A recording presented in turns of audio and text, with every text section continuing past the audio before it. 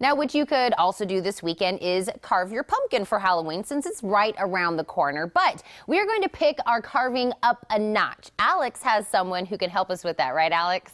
Tina, that's so right. We are in such excellent hands as always because our good friend Matt Harper, the pumpkin carver, is back with more of his incredible creations. Matt, thanks so much for joining us again. Glad to be here. Thank you. It's always a pleasure. You've been coming here for years. You're a friend of the show. And, you know, you've been doing pumpkins for years, too, as sort of a hobby. You have a real job, a real person job, as well as the pumpkins. But what sort of got you started in this? You know, originally it was just having fun with my kids as we do it every year for Halloween. It's a tradition for many, many families.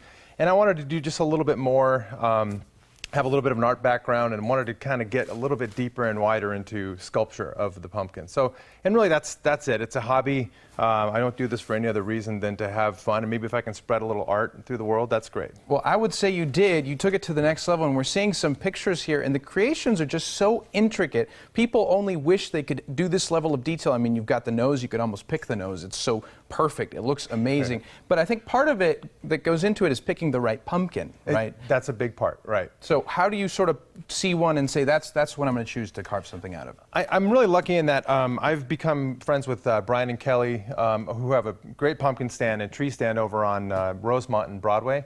Fantastic pumpkins every time, and what you do is you really kind of have to keep an eye out for something that looks big, that looks fresh, you know, a nice green stem, is a little bit heavier than it looks. Okay. That helps too, because you're really dealing with about this thickness of a wall to carve into. The thinner, more air ball of the pumpkin you get, the thinner wall it is, and less detail you can get out of it. That makes a lot of sense, because you're carving into it, you're bringing out the details in 3D, and right. The tools are really important too. What do we have in front of us here?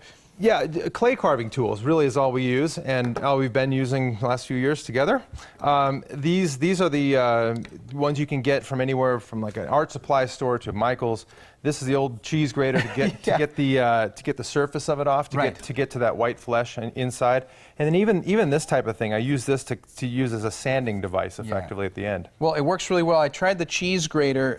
It actually, the first step is really to sort of shave the front off, right? Sort of set the stage for it, for the face. Right, now you've got your blank canvas, and then it's a matter of taking and kind of figuring out where your eyes, nose, and mouth are going to go, with the expression you want to do, and keeping in mind that anytime you squint one part of your eye or you move your face, the other part's going to move too. So I stare at a mirror a lot when I'm making these, or make my girls hold a face for me for a while so I can get an idea. Oh, that's a great way to do it. Okay, good. We won't have a mirror here today, but we're going to continue to actually work on these pumpkins, and we'll check in a little bit later with an update on our progress. So stick around and we'll be back. Let's get to it. All right.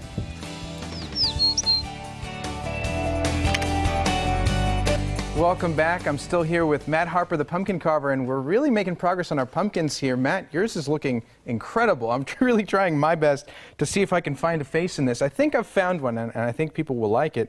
But, you know, what do you do once you're done? You know, you've carved this beautiful pumpkin. How do you actually preserve it so that it lasts longer? Well, the problem with trying to preserve these, I mean, it is a piece of fruit, so it's tough to get it to stick around very long, especially in a dry Arizona climate where it's quite, it dehydrates them very quickly. Yeah. They don't really rot like they would other places, but they do dehydrate. Is the camera. Just use the camera. Just take pictures after you're done with it, and that's going to be your best mode of preservation. You can do some other things, but that's really the best I've found. That's beautifully put. I never thought of a camera as a mode of preservation. It really is. And to that end, you actually have your own Instagram page, don't you? I do, and if you want to see a whole bunch of different pumpkins that I've done, it's Harper Matt. Yeah, and again, there's a bunch of them as well, even ones I did yesterday. Wow. Yeah, look at that. You guys are on top of it. Oh, we are on top of it. I looked at it this morning and I said, I'm going to follow you now so that I can see all the creations. And it's important to note, too, that it's not really just pumpkins that you're carving, is it? Right. I mean, I do have an affinity for all things gourd related, but pumpkins are, you know, this time of year, that's primarily what I do. I've done other mediums, but there are great big gourds as well that have really interesting textures and looks once you start peeling underneath them a little bit. Great. And really quick, what's your inspiration when you look at a pumpkin? What's the thing you look for? You know, for this one, I'll give you a great example. I saw this cool top knot of a thick stem, and I thought that looks like hair, like a man bun almost. Totally but then man bun. Oh no, is it a hipster pumpkin? We'll see at the big reveal. We'll see where it comes. But yeah, really, that's what I use. I'll use the shape of the pumpkin to give me my ideas. Perfect. Well, Matt, like I said, we're going to continue working on it. Yours is looking super impressive. of mine. Let's see if I can salvage it. But Our final product, Alex. it's going to happen here. So we worked hard all show. Matt, I'm super excited. I've been working hard all year, too, to practice my skills. So let's do the big reveal of our pumpkins. Why don't we? All right, we're turning them at the same time. Here it goes. Yep. 3, 2, 1. Oh. There you go. What do you think? I improved a lot from last year. Much better. Much better. Okay, yours, what were you going for on yours? I guess like Donald Trump or something.